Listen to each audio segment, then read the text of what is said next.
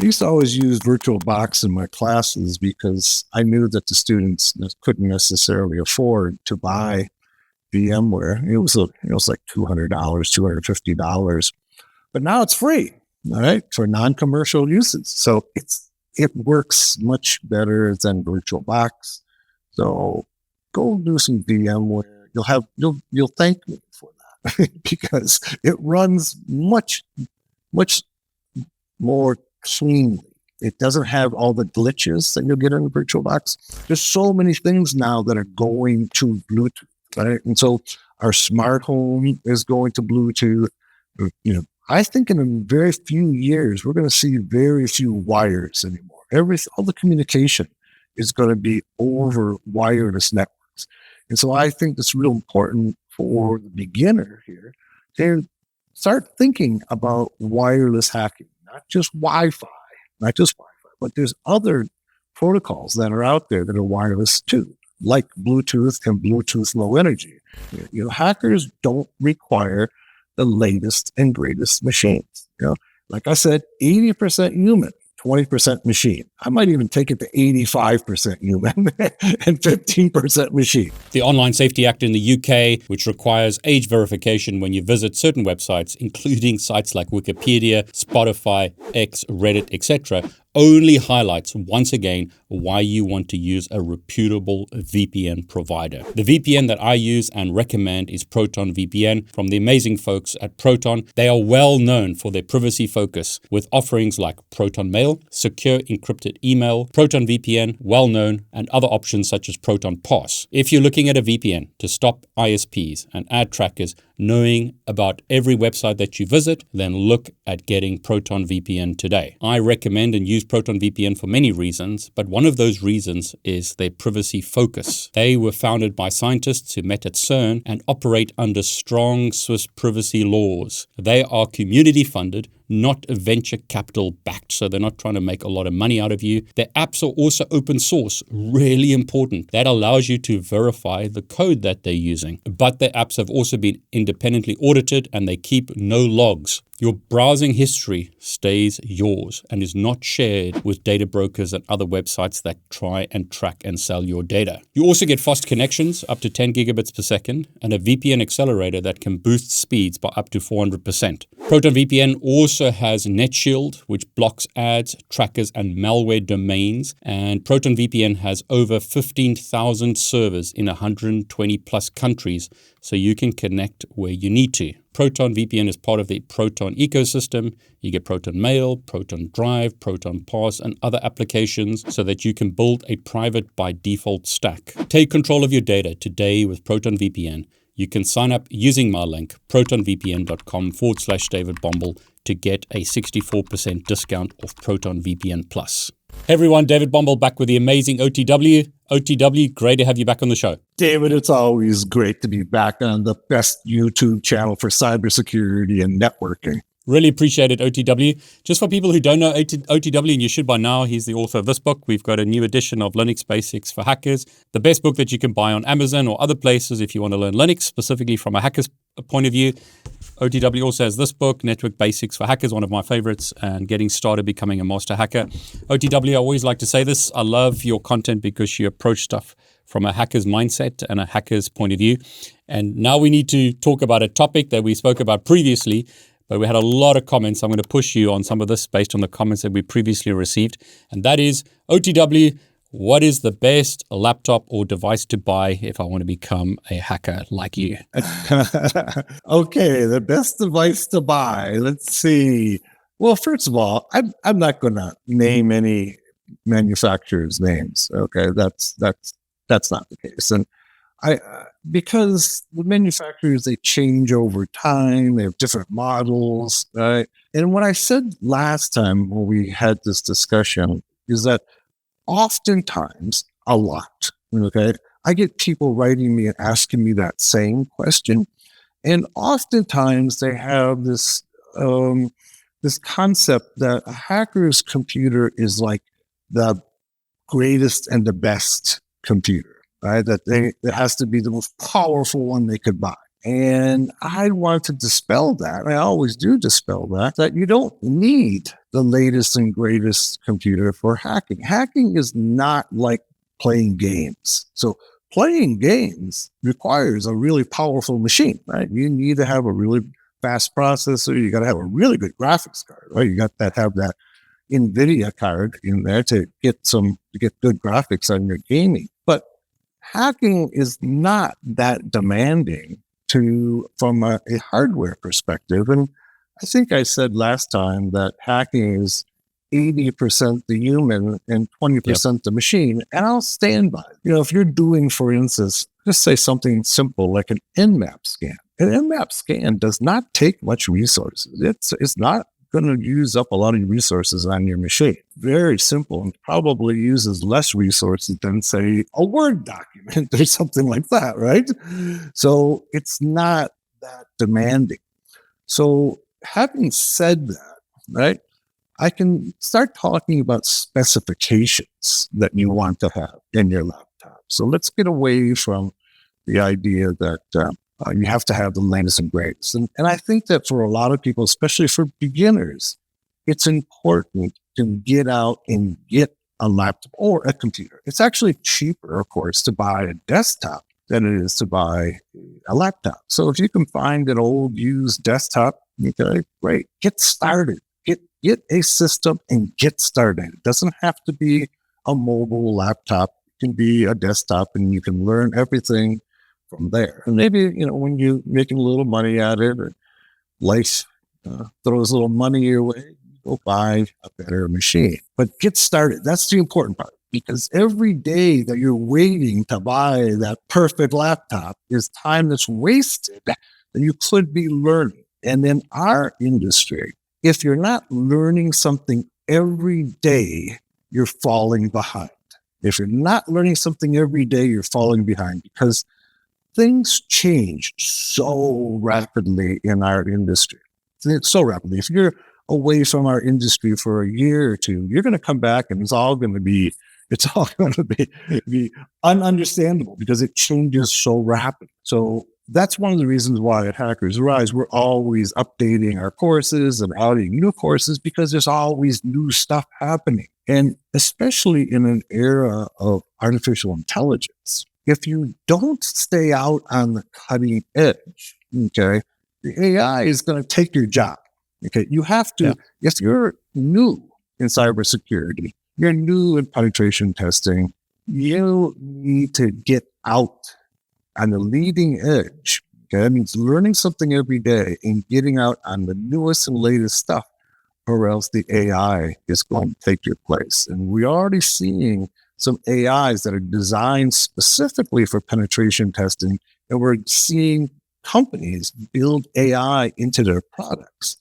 So as a person who has ambitions to have a job or advance in this industry, you got to get out to the front. You got to get right out to the front. And that means studying every day and learning new stuff every day. So you can't sit around waiting for the time when you have, $2,000 or $3,000 to go buy the state-of-the-art laptop. Go out and buy yourself a cheap used laptop. So the important specifications, okay, if I was just... Yeah, I want to push you on specs, because if you're not going to give us brands, then give us some ideas about GPU, CPU, RAM, etc. Go on. Yeah, so here's what I would do. So CPU is not that important, right? You've got to have relatively modern CPU, but it doesn't have to be the latest and greatest. So it's going to make things go a little faster, but most of our processes aren't dependent upon speed. So maybe like password cracking, okay, hash cracking, that requires speed. But oftentimes you can go ahead and lay that off to a GPU, right? And that's what most people, professional people, do in the industry. You got to crack a password, you use a GPU. Of course, the GPU is NVIDIA, right? But you can do basic password cracking without a GPU. It's slow. But when you're starting out, you have lots of time. when somebody's paying you $200 an hour, then that's a whole different question, right? Then you need to be fast. When you're learning, speed's not that important. So just make sure that it's a relatively recent CPU. I will say that I like to have a lot of RAM, right? So right now, I'm running 64 gigs of RAM. But I have lots of things running all at the same time. And I like to do that.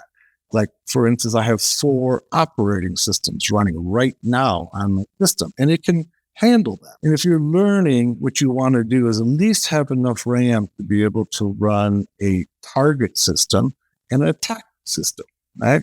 And so you want to create these virtual machines where you have, say, Kali or Parrot in one machine, and then a target machine in the other. And then be able to, inside of your own desktop, you can do attack simulation, right? You can try different attacks out and get used to that before you actually get out and doing this in a live environment when somebody's paying you to do it. So RAM is pretty important. Now, I know that RAM is one of those things that will increase the price, but I would say if you have 8 gigs of RAM, that's good. If you can go to 16, 32, that's even better. You're going to find things are going to run better and faster because you're not maxing out the RAM all the time. So try to get as much RAM as you can. As far as other specifications, the hard drive, half a terabyte, half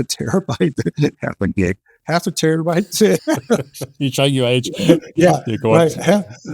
I can remember much smaller hard drives than that, right? I mean, there was hard drives that were tiny. 10 meg hard drives, 10 meg hard drives. So anyways, go for 500 gig, somewhere in that area, quarter of a gig, maybe you can get away with. And the hard drive is not going to affect the performance of your system. It's simply going to determine how much you can save. And if you start maxing out your hard drive, you have less than 10% of the hard drive available, it will slow down your system. So bigger hard drives aren't necessarily faster, but if you use up all your hard drive, it'll slow down your system. So give yourself adequate, but once again, if you have a thumb drive or you have an external hard drive, you don't need to have a big hard drive on your system. You can always store things on a thumb drive, store it on an external hard drive. So go out and don't be intimidated or reluctant to buy a system with a small hard drive. You just go out and buy some cheap flash drives and store everything on there. So I have a flash-based hard drive, and it does have a lot of advantages, and so I do like it a lot, and especially it boots up very fast, and basically it stores and retrieves data much faster. But once again, for the beginner who's out there trying to learn hacking and penetration testing, it might be inconvenient for you to wait a little bit longer if your system boots up. But so I'm not saying it's required. I'm saying that it would be nice to have. And if you start putting a lot of bells and whistles that are required on your laptop, it's going to get pretty expensive. So I'm trying to keep it to bare bones of what you need to have versus what it would be nice to have. So you could go out and spend $3,000 on a laptop, but you don't need to. You probably can get an adequate laptop for $500 if you look around and use systems, or even look at the refurbs. If you and the refurbs, eBay even eBay has machines. Hewlett Packard has a bunch of refurbs, and I will tell you that I have bought several refurbs, and they work great. So I don't have any problem at all with them. Usually, refurb means that the hard drive failed, then they put a new hard drive in, right? So, the electronics don't usually fail. Hard drives do fail. At least the old mechanical hard drives fail, and so oftentimes the refurbs are simply a hard drive that's failed, and they put in a new hard drive or a new flash hard drive. So hard drive flash is better, not required. All right, so let's talk about that. Then the other major expense in a laptop or any computer is the graphics processing unit, right? The GPU. If you're talking about a gamer system, right? Gamers will spend $2,000 just on a good GPU, right? Exactly. Yeah. just on a good GPU or a good NVIDIA GPU. And sometimes they get cheaper ones for $500. But that doesn't really make you hack any faster. A GPU doesn't make you hack any faster. And I want to just back up and say that if you want to get really fast password cracking, right, then a GPU can definitely help you. The NVIDIA GPUs have CUDA built in, and CUDA allows you to use the GPU for password cracking. But password cracking is not that common, okay, among hackers. I mean, it's something that you can do, but it's not something that you're going to be doing necessarily every day. There's other ways to get inside of the system other than password cracking. Password cracking can take up a lot of time, unless it's a simple password. If it's a simple password, then all you got to do is send a good password list through the system, and you can crack it in a matter of minutes. If you're talking about brute forcing passwords, that's not something that most people do, right? Because it's not time efficient to brute force. Now, when I say brute force, and sometimes there's confusion over that term. A brute force password attack is where you try all the combinations, right? For every character. So there's like 75 characters, right?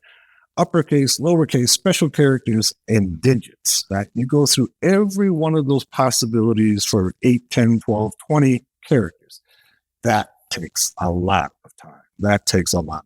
Even with a very powerful GPU. On the other hand, but would you use your laptop GPU? Would you use the cloud or something else? Well, it depends upon whether or not it's something that I'm doing, say, for a class or demonstration. Then I would just use my GPU on my system, or even the CPU on my system. If it's something that I'm engaged in a penetration test and somebody's paying a lot of money, then you go out to a cloud GPU where they can be done much more quickly. Yeah, because your laptop's going to struggle to have the capacity of like a whole bunch of. Unless you spend money, right? It's like money versus time, I suppose. Money versus time. What have you got? Yeah. But for a beginner, they have lots of time. A beginner has lots. Exactly. As a beginner, you have lots and lots of time. When you're a pro, then when you develop your skills and somebody's paying you a lot of money, right? And a client is paying $200, $300 an hour. You don't want to be. Then time becomes precious, and then you want to go ahead and use all the resources that you can afford to get the job done as quickly as possible, right? But for a beginner, I think that's who we're talking to here.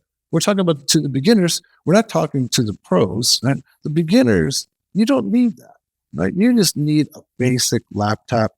I would also recommend that you have enough capacity. We're talking about RAM again, to run several virtual machines. And so now that VMware is free, and I certainly recommend VMware.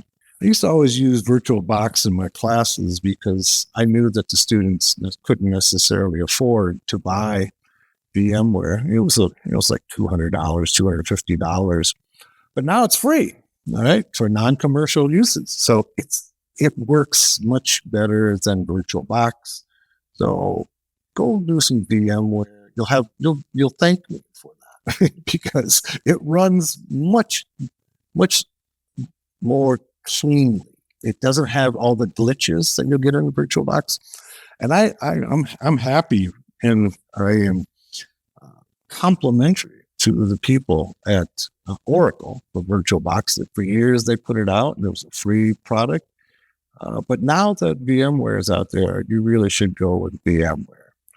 So we've gone through CPU, hard drive, and RAM. So let's just review. Any of the modern CPUs, okay, Intel or AMD, right? Intel or AMD are just going to be proved to be fine. As far as RAM goes, if you can get 8, 16, 32, do it. The more RAM, I think that will be the thing that will make you happier and make your life simpler, is to have adequate RAM. That's going to allow you to run both an attack system and a target system on your own desktop and hone your skills there before you go out into the real world. Hard drive is not that important. Okay. At least capacity of the hard drive is not that important. If you can afford to get yourself a flash drive, a flash-based hard drive, they work a lot better. They're not that much more expensive anymore. They used to be a lot more expensive, but now they've come way down in price. And so I probably would recommend that, but I would not throw away a machine that had the old mechanical style hard drives. One thing I can say about the old mechanical style hard drives is that they failed far more often. They failed a lot. That's the thing that you'll find with those drives, is they're designed to last about 3 years, and that's about how long they last. they last about 3 years. So if you're buying a laptop that's like more than 3 years old and it has the old mechanical style, the type that had the platters that spun around, they will usually fail in about 3 years. So that would be my caveat about buying one with the old style hard drive. The flash-based hard drives tend to last longer, though we don't really know because they aren't around that long. But I've had some flash drives around now for over 10 years, and they're still doing fine. I can still recover the data from them. And so then probably we also talked about the graphics processing unit. Unless you're going to be engaged in password cracking, GPU is not that important. So you can buy a machine with the Radeon graphic processing unit that AMD uses on their systems, or the Intel. Both of them are not nearly as fast as the NVIDIA, but that's not important. The speed, we're not playing games here, right? It's not going to be playing a hacker simulation. We're talking about real world here now, and sending an exploit to a target doesn't take a lot of resources, and there are no beautiful graphics to show. It's command line. A command line doesn't require a lot of graphics. You just you type in the command and you wait for the response, right? So it's not real demanding. Of course, if you want to do any type of Wi-Fi hacking or even just Wi-Fi reconnaissance, yep, you're gonna need to have. I recommend the Alpha Wi-Fi adapters. Okay? The Alpha, they designed them to be used for hacking. They're 50. You can buy old ones for $20 or $30. You can buy the new ones for $60, $70. They're really good, and that's what I would recommend. You don't have to go with Alpha, but what you need to do is, if you have one that you're considering buying, go to the Aircrack-ng.org website and look at their compatibility list, because almost all of the programs that are used for Wi-Fi cracking are using Aircrack underneath. So they're just GUIs laid on top of Aircrack. So get one that's compatible with Aircrack and you'll be really happy. If you have the money to buy an Alpha, great. Alphas are really, really good, and they're very reliable. That's all I have. I think on my desk right here, I have 3 or 4 Alphas. And so, and for password cracking, I use one of my old ones. It does just fine. So, because once again, it's when you're talking about cracking passwords. So when you're cracking passwords, what you're doing in most cases, not all cases, you're simply intercepting the hash that's passed between the client and the AP. That is not CPU or GPU or memory intensive. It's real simple task. It just intercepts it. But the Wi-Fi adapter is critical. That's, once again, not a real intensive task for the hacker to be able to do that. And then if you want to start looking at doing some of the other wireless, such as Bluetooth, right? There's a number of Bluetooth adapters that are really good. I'll tell you, I've been using, as far as Bluetooth goes, Nordic Semiconductor makes a little dongle. It's the NRF 52840. I see a place right now selling it for $10. So that's another one. If you want to start looking at, and Bluetooth is one of those underappreciated areas of hacking that people just, there's so many things now that are going to Bluetooth, right? And so our smart home is going to Bluetooth. I think in a very few years, we're going to see very few wires anymore. All the communication is going to be over wireless networks. And so I think it's real important for the beginner here to start thinking about wireless hacking, not just Wi-Fi, but there's other protocols that are out there that are wireless too, like Bluetooth and Bluetooth Low Energy.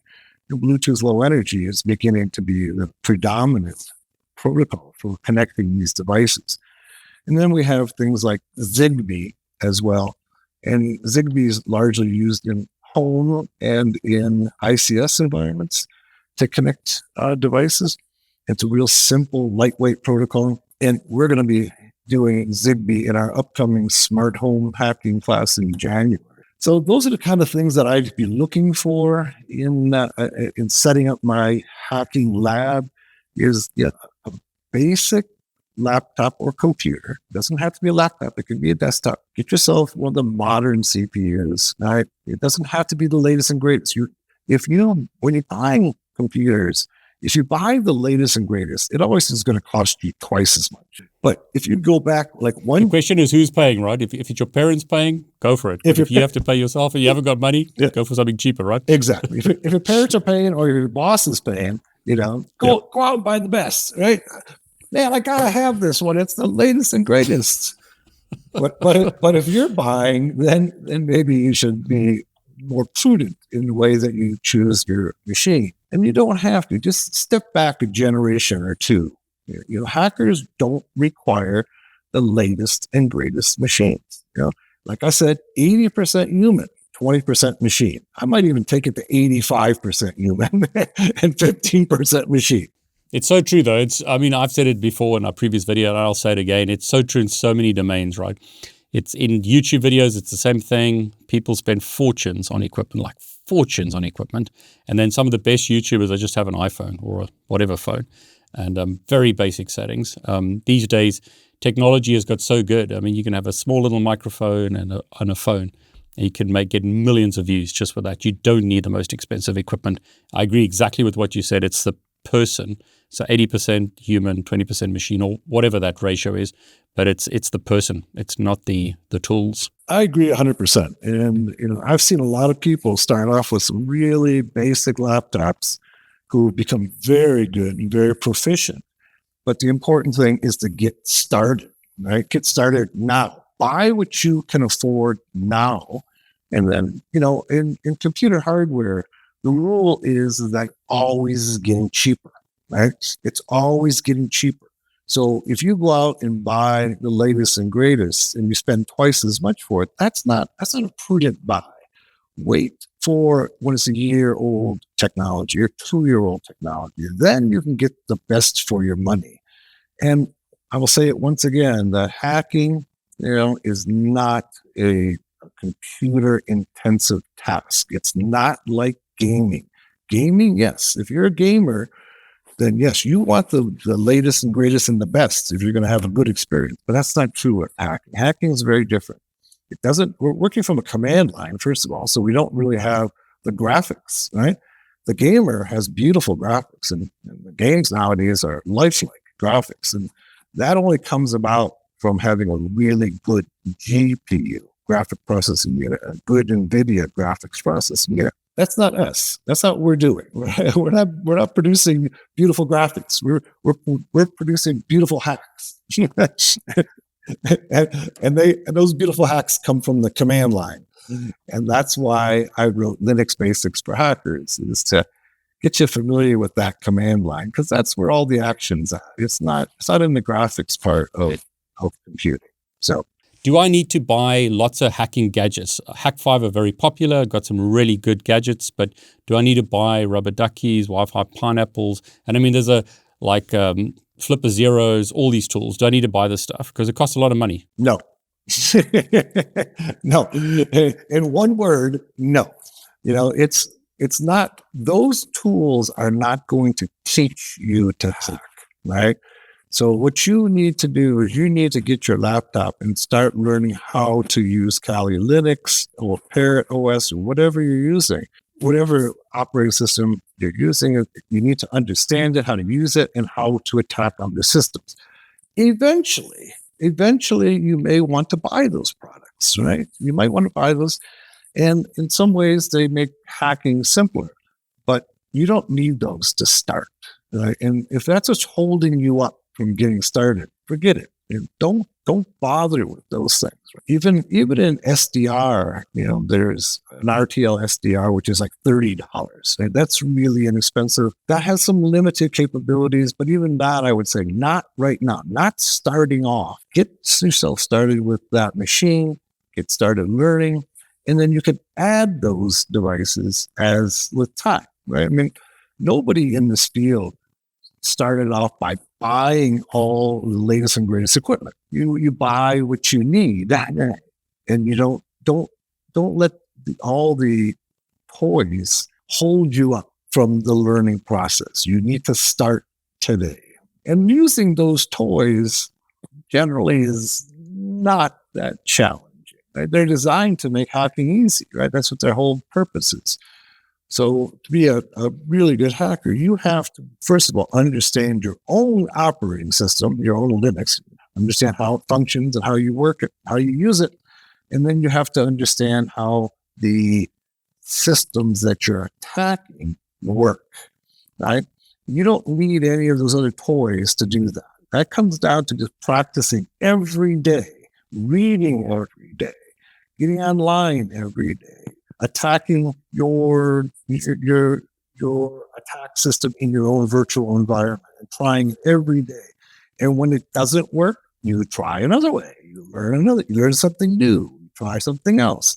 You do this daily, every day. And I can assure you, if you are persistent and you do this every day, you will be successful. So OTW, I know people are going to ask this. Do I get a Mac? And I mean, these days we have the M chips, so like M1, 2, M2, M3, M4, whatever, depending on when people watch this. Do I get Intel? Do I get AMD? ARM is now available on Windows computers. What do you recommend? I'm assuming it's Intel and AMD, right? Well, okay, let's talk about each one of the CPUs. Intel is the granddaddy in the field, and they started with the very first PCs in 1981 or so, maybe 8088, and they've kind of lagged behind now. They've lagged behind, and Apple has moved away from Intel. I would say, from my experience, that if you want performance, that the AMD chips, are outperforming the Intel chips. They're 100% compatible, and so that's what I run. I run an AMD Ryzen. As far as the Apple, the Apple M chips, a lot of people. Now, I don't use a Mac. Right. But a lot of people who do have written to me, and both students and from just random people writing, that they're having problems with the Apple M chips running Linux in a virtual machine. So I would be wary of going ahead and using the Apple products with if you want to become a professional pen tester, right? I'd be reluctant to use those, right? So if I'm choosing between a Intel or AMD, I like the AMD. I think they give you more performance for the buck. Okay, I'd be reluctant to get one of the M chips in the Apple products. And in all honesty, I love the ARM CPUs, right? But there's still some problems in terms of getting them to perform on Kali and in virtual machines. So I think the future, here's my prediction. The future belongs to ARM. The future belongs to ARM. The future does not belong to Intel or AMD. The future belongs to ARM. And that's a British company, isn't it? Yeah, exactly. I mean, they create the intellectual property, and then companies use that. I mean, including Apple. So it's also ARM-based chips. But I'm glad you said that. I've heard both sides. I've heard people say they've had no problems, and then I've had people who send me messages saying they've had problems with ARM, and the same with the M chips from Apple. But for everyone who's watching, what's your experience? I mean, OTW, you don't use it. In my sort of tests. I use a lot of Apple, but it's more for like video editing and stuff like that. For the pen testing or the hacking type stuff, I use Intel, AMD. A lot of virtual machines like you, or bare metal and dual boot. But what's your experience? Those of you who are watching, what have you found? Please put comments below. So today, OTW, you would still recommend, say, a AMD or Intel. I mean, it depends on money, right, and what's available. But like AMD if you can, or Intel. But be careful of ARM and the M chips from Apple for the moment. But that could change. I would say I would agree with that. I like the AMD chips. Okay, I think they do a really good job. They're usually a little bit less expensive. They perform better, and I would be cautious about using any of those that are right now that are produced by ARM. That includes the M1, M2 from Apple. A lot of people don't know, but the M1, M2 are actually designed by ARM, and a lot of the chips that are out there, that are in your phones and your laptops, they're all designed by ARM, and ARM's gonna take over the world soon. Yeah, so what I want to ask you, because I mean, this always comes up, right? I'm pretty sure you must get these questions. Can I become a hacker with just a phone? Because some people in certain parts of the world can't afford a laptop or don't have a laptop, but they have a phone. Can they get started with just a phone at least? Yes, I would say yes. I would say that I find it a little bit difficult to do because, you don't have much screen real estate, what have you. You don't have a keyboard, an external keyboard, and I like to have a keyboard and mouse. But if all you have is a phone, you can definitely install Kali on it and use it.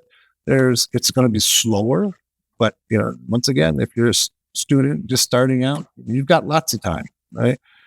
And if that's all you can afford, then I would say go for it. Go ahead and start on a phone, install Kali on your phone, and then begin to learn at the very minimum, begin to learn the commands that are common that we use in hacking from your phone. You're probably not going to be a professional pen tester with a phone, all right? But at the same time, I also think that if you can get a Raspberry Pi, I would recommend that. Right? The Raspberry Pi is inexpensive. You can connect it to a TV or a computer monitor and a keyboard. It runs native Linux. It's an ARM processor also, and they run really fast and run really well. I've got a few of them here. I like them all. I have some of the first generation to the most recent generation, and I'm pretty pleased with them. I think that's probably a better alternative than using a phone. It might just cost you a little bit more money. I mean, in a lot of countries, phones can be very inexpensive. I mean, some countries there's phones selling for, you guys probably can tell me better, but phones selling for $10 and $20 and $30, right? A Raspberry Pi is going to cost you a little bit more than that. You get a cheap mouse and keyboard for it. But I think that's probably a better investment. If you can't afford a Raspberry Pi, then go with your phone. But I think in the long term, if you were just setting out to buy something, I would go with a Raspberry Pi. The other drawback to a Raspberry Pi is that in some households, there's not really room to set up a separate computer. So in that case, I would say, go ahead with the phone until you have some place where you can set up, a monitor, keyboard, mouse with the Raspberry Pi. But that little Raspberry Pi is pretty damn powerful, and it does a really good job. So think about that as an alternative. And I will say this, I mean, there's a lot of alternatives to Raspberry Pi. Like I was just looking now, we've got Jetson Nano as an example. There's Orange Pi. There's all those kind of devices, but we also have mini computers, right, or mini PCs that are also have got really good in recent times. So, I mean, you've got the Intel N100 and other like sort of mini PCs that could also be used. Because, I mean, let me just see if I understand right. The goal is to run Linux, right? So as long as you've got like a Raspberry Pi or some other device that's running Linux, that's what you want. Is that correct? Exactly. You need to be able to run Linux. You need to be able to run the Kali or Parrot operating system, and they have compiled those operating systems for ARM CPUs. And so they'll run really well on those. So if you're talking about any of those ARM-based CPUs, then I think that you're going to have no problem with them. Now, OTW, this is perhaps for a whole different discussion, but I'm going to have to hit you with this. Do I need to use Kali Linux, or is it ParrotOS, or is it Arch Linux? Or you're laughing, right? Because you know this. You're like, what OS do I use? I recommend all of the above. I like it. Whatever works for you, is fine. I use Kali. I know a lot of people use Parrot. I've just been using Kali since the very first Backtrack came out, and that's like, 01 or 02, somewhere around there. And so it's just become a habit. I do have a Parrot OS as well, and I've used it. And there are some advantages that Parrot has over Kali. So whatever works for you, go with it. It's not something to be fighting over. It's whatever your preference is. But if you're in my classes, I use Kali. You're welcome to use Parrot or Arch or whatever you want to use. In most cases, they're very similar, right? But there are some different tools in the two different distributions, or three different distributions. But generally, if a tool is, say, in Parrot, not in Kali, you can simply download it and put it onto your Kali, or the other way around. You can just go ahead and add that tool. And so it really doesn't make a whole lot of difference to me. What about a Chromebook? I haven't used a Chromebook, and so I can't really say. So you guys who've used... Yeah, I'm going to say no. I'm going to say no. Straight off. No, Okay. no, not a chance. Yeah. You want Linux, you don't want a Chromebook or something like that. I mean, I suppose that if that's all you got, maybe you can get it to work. I'm the same as you. I haven't used a Chromebook, but yeah, rather get something that runs like, I don't know, Kali or Parrot or something. The Chromebook is designed to be an internet browser. Essentially, it's basically a browser. That's what it is. It's a system that's designed to connect you to the internet and allow you to browse the internet. And it does that well, and it does it very inexpensively. Is it going to be able to do what we want it to do in hacking and penetration testing? I can't say for certain because simply I don't own one. Right? Yeah, but I'd be reluctant. I'd probably choose to go and buy an older Intel or AMD based machine and use that. Okay, but let's just playing devil's advocate here. If all I've got is a Chromebook, or all I've got is a phone or something, right? I could always connect to a cloud-based service like Hack the Box or TryHackMe or something like that, and at least start learning, right? Because you said you need to just start learning. Yeah, exactly. So if that's all you have, great. There's all kinds of cloud services available, and you can go ahead and connect to those and start your learning process. But the important part is to start and continue your learning process every day. I mean, every day. Every day, learn something new. Keep on practicing your craft every day. Otherwise, you'll get left behind because the train is moving. It's moving very rapidly. And if you're not on the train, you're going to get left behind. And the train is your knowing how to do, understanding how these systems work and what their vulnerabilities are.